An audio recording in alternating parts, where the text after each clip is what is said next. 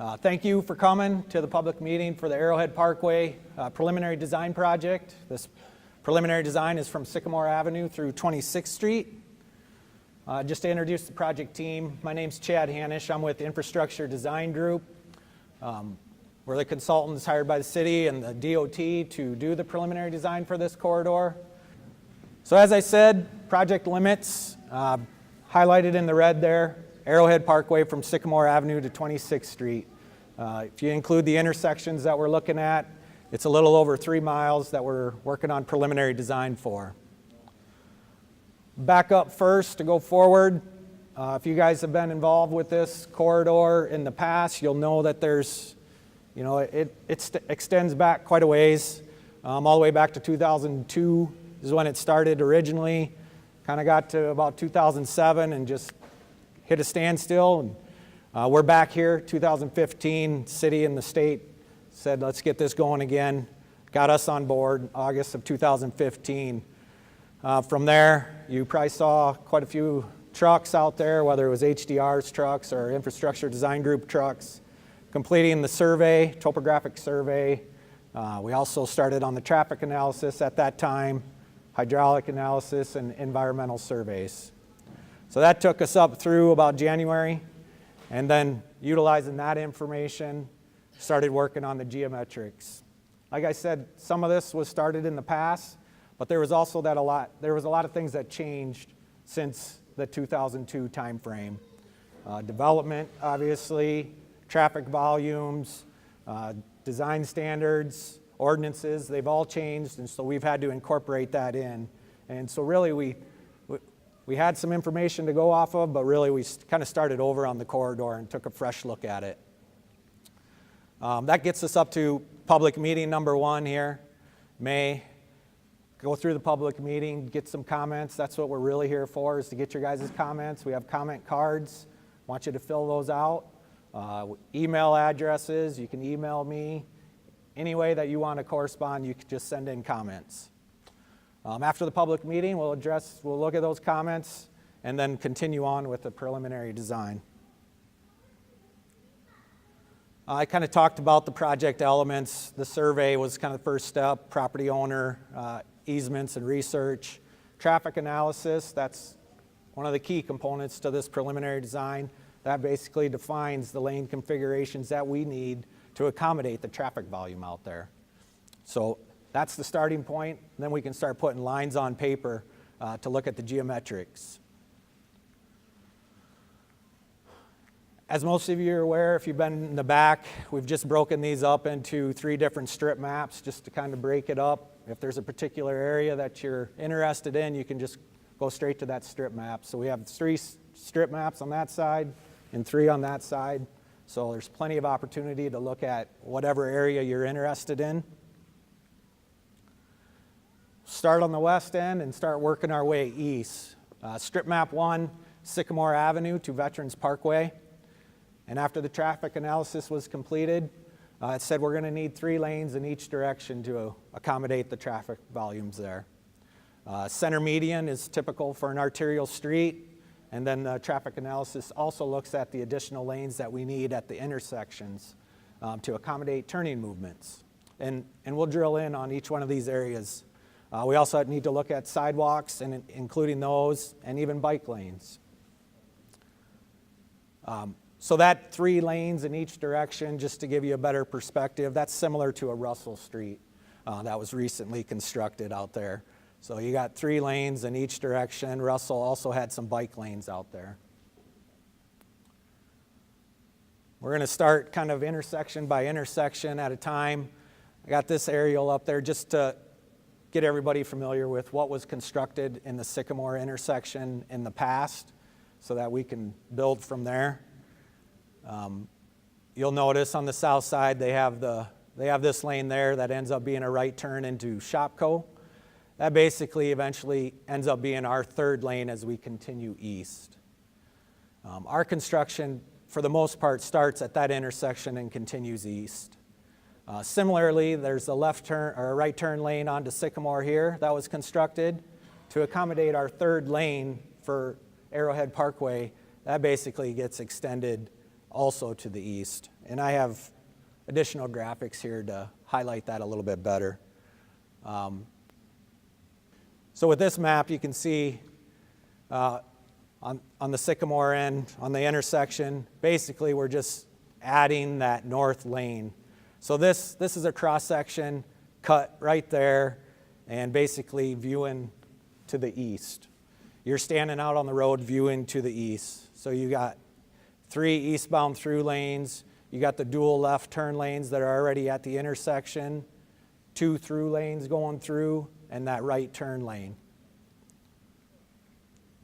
That just gives you another view to give you just a better feel for what we're doing there. You know, basically we're adding that lane, continuing that lane as it goes east, and the same on the south side.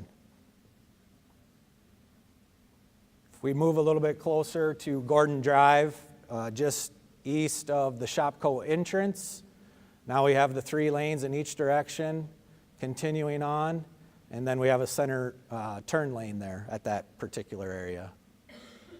So again, that's just east of the Shopco entrance. Basically, we'd be bumping out the pavement this way, bumping out the pavement to the north.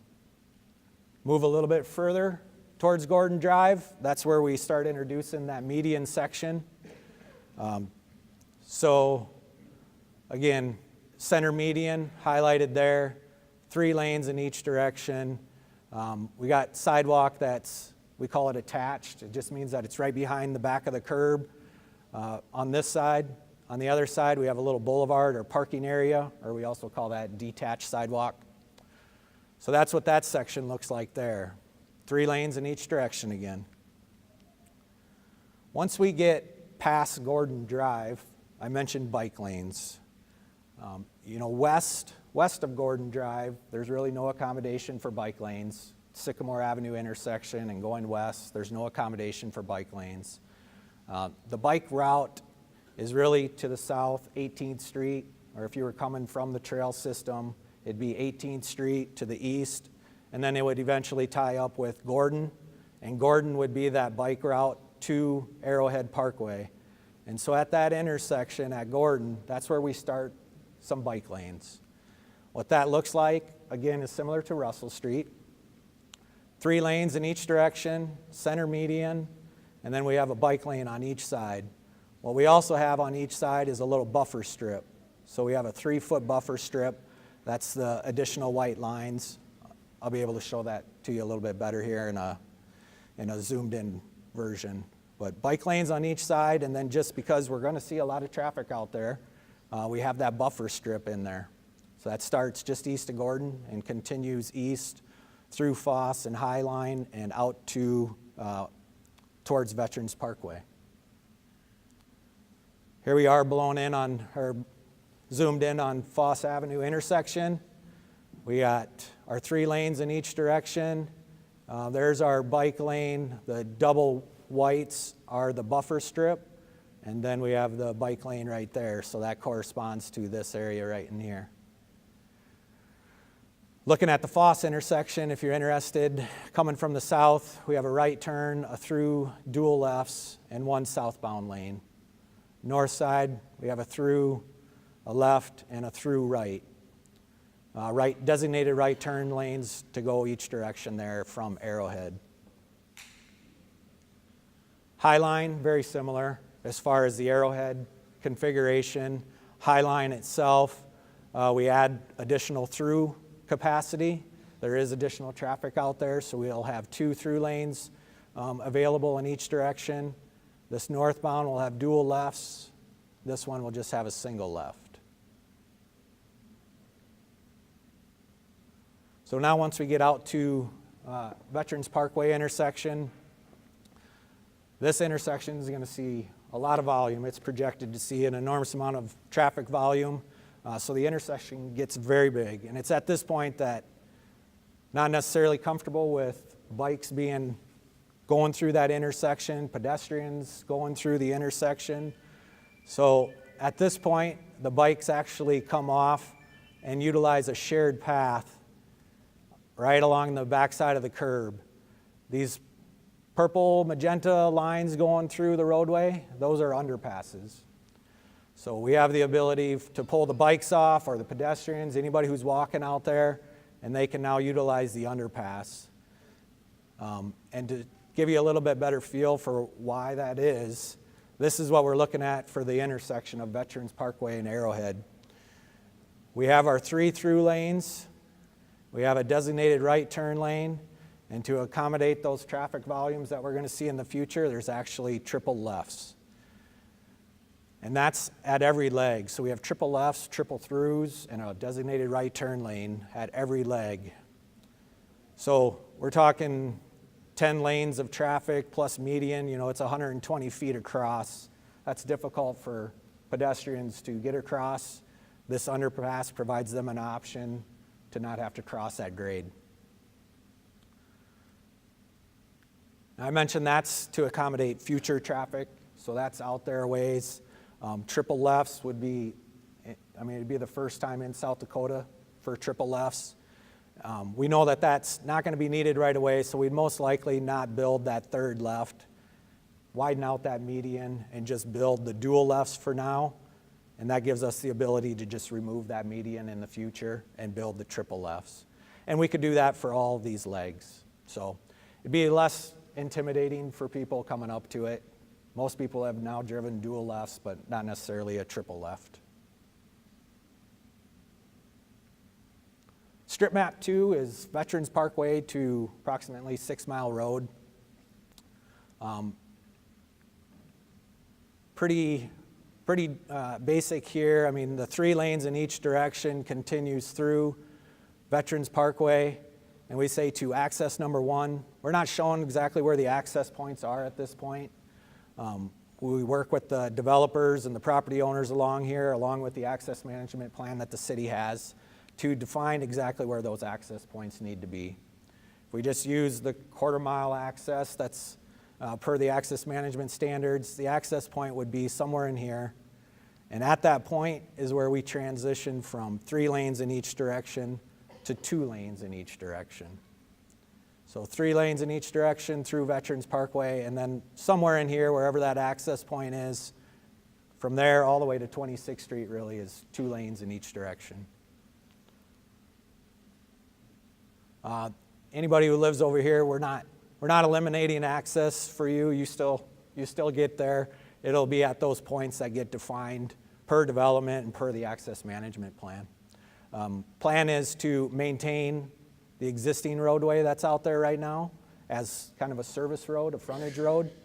So properties along here would utilize that and get to those main access points of Arrowhead Parkway. So that section is something similar to what you'd see on 57th Street, 2 lanes in each direction, center median, sidewalk with boulevards.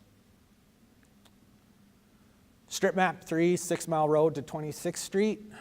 This continues with that same section. 2 lanes in each direction, median, sidewalks throughout. The things to highlight on this section would be the 26th Street intersection. You see the existing intersection is right over here.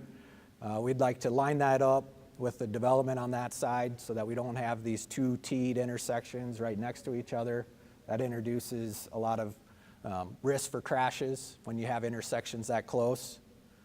So we got the realignment of 26 lining up with that for a intersection right there. That's the preliminary design, just in a real quick nutshell. I didn't ignore 6 Mile Road on purpose. That's a project all in itself. What we show here is really what's been done in the past, done to date. That's kind of where it ended with leaving the skew as it is, adding a couple of slip lanes for right turns, but really the skew is still there. And when we started the preliminary design, this was one thing that the city, state, we all wanted to look at. Can we improve this skewed intersection? There's been some crash history there. So let's take a look at it and see, what our options are. This is just another view, and I thought it was interesting just to highlight that within that one snapshot, we have 3 why die signs. So we know there's issues there. What are our options? This is just more accident data. This is from 2011 through 2015. Just shows, that there's consistent amount of accidents every year, no matter what really has been tried out there, because it's had different variations of stop control, traffic control out there, but we continue to see accidents. And really that's a result of the skew. It's, within the engineering industry, we know from data that skewed intersections have a higher rate of accidents, crashes.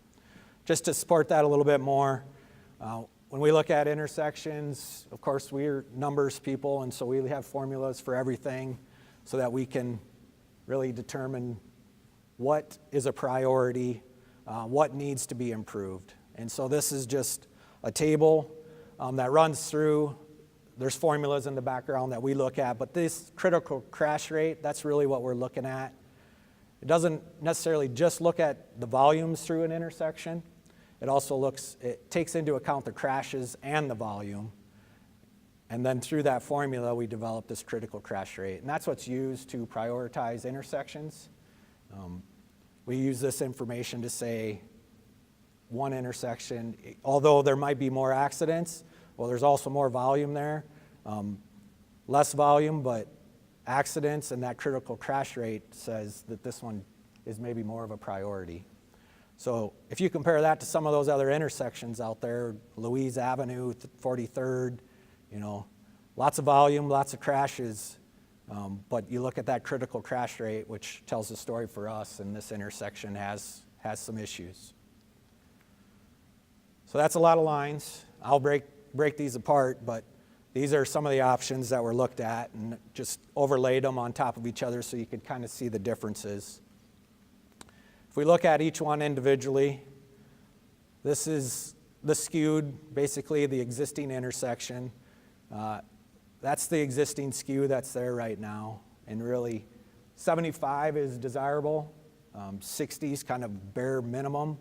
But if you're going to do improvements to an intersection, it'd be 75 plus is what you should be shooting for. So it's still skewed at this point. We know there's going to be issues because history tells us there's going to be. Leaving it as skewed, we still have some property impacts adjacent to. This roadway is right on businesses right there. Not only is it property impacts to the buildings themselves or right adjacent to the buildings, we also have to look at access. So these businesses along here are residential houses or whatever they may be. We don't, per the access management standards, they wouldn't be allowed to access that close to the intersection. So that's an impact to these properties also. Because once we improve 6 Mile Road, that'll have a median also. So that limits some of the capabilities there. So that's a property impact also. If we start looking at correcting that skew, here's a 75-degree option.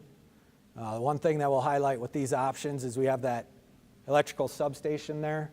That's a controlling factor for us trying to get any type of skew fixed in there, because it's not feasible really to move that substation. So we can get it to a 75-degree skew. Some of the issues there, we still have property owner impacts, although it's not, it's through an open field for the most part, the building there. We still do have a skewed intersection. And then to get that 75 degrees, we have these curves. So we can get the 75 degrees, but these curves are actually they're curving into the intersection. And we always prefer to have some tangent, straight piece before you come into the intersection. So, here you got drivers negotiating a skew.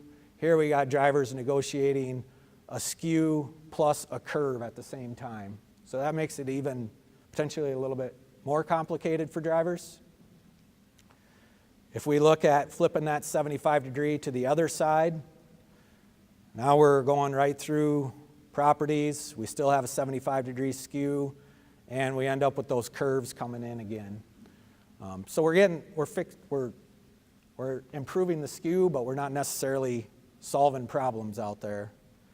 At this point, this is our preferred alternative. We've virtually eliminated the skew, 85 degrees, and now we've put in some curves further back. so that we can get some tangent length here and some tangent length there, so people are done negotiating the curve and now they're approaching the intersection, so they can focus on the intersection.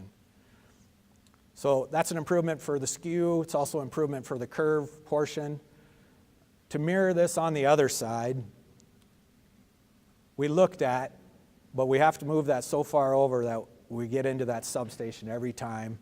We're out into the golf course. Yes, that's all open ground, but that substation is a really big issue for getting that to work. So really with this option, we're talking property impacts. You know, it's not void of any issues. We still have property impacts down here. What I'll point out, this one versus some of these other ones, is the access. You know, we feel like there's more potential for access now with these properties on this side. They can access that side. They can now utilize access either off of the existing 6-mile road, you know, because this is no longer a connection. So maybe we have a potential to provide access back to this road there. Or if the area redevelops, maybe there's some joint access that could come back to somewhere in here, back to this intersection. So, you know, that provides opportunities in a couple of different avenues. So that's really the preliminary design portion of the overall corridor. We do want to talk a little bit just about going forward. There's obviously some needs out there, and we've identified phase 1 final design for this portion of Arrowhead Parkway, which would begin at Sycamore Avenue and go through Highline. As soon as you start going further this direction, we have a lot more grade issues that we're dealing with. The intersection in itself is a major project. And most of the roadway issues that everybody sees out there are in this stretch. Yes, there is issues further on, but this is a priority for the city. So this is identified as phase 1. And just to give you some background on what phase 1 consists of, estimated construction costs is $7 million. Right now, we're right here. We're just going to enter into the final design portion of phase 1. Basically, beginning of June. We'll have to go out and do a little bit of additional survey. There's already things that have changed out there. You know, so I talked about things changing over 8 years time frame or plus. Now, we just did the survey, and there's already development that's occurred. There's already utilities that have moved, and so we have some additional survey that we need to do. In that time, we have some property owners that we have to meet with. We've already started that process. There is right-of-way needs on the north side of this first phase, so we have property owners that we need to coordinate with.